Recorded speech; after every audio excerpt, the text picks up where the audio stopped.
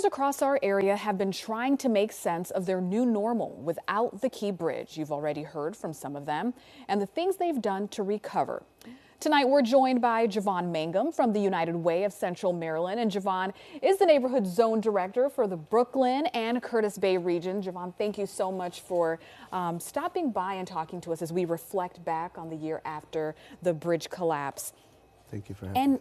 And also in thinking about that and your efforts and everything, what are neighbors saying, especially those who've been impacted? I mean, their livelihood as a result of this collapse. Yes, well, one thing I'd like to point out, United Way of Central Maryland has had a presence in the affected communities in Central Maryland for over 100 years. And really and truly, for the last just about decade, the communities that are impacted, such as Dundalk, surrounding environs, and communities such as Curtis Bay and Brooklyn, we jumped right ahead to really meet the needs. But in meeting the needs, United Way of Central Maryland actually does something very unique, and that is to listen. Right. Nothing for us without us, and in that regard, really, over the last year, we've spent time mobilizing in the respective communities that have been impacted by the Key Bridge collapse and really honoring them.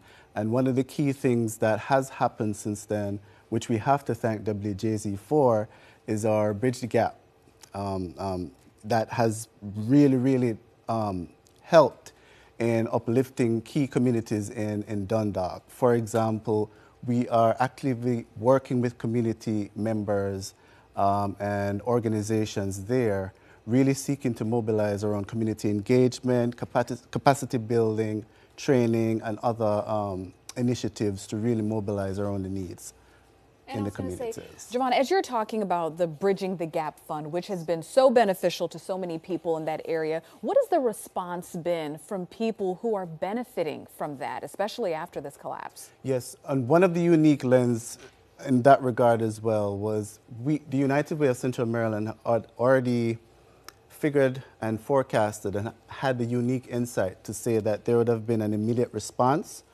But we wanted to place ourselves alongside the community to also anticipate what the medium to longer term needs would have been.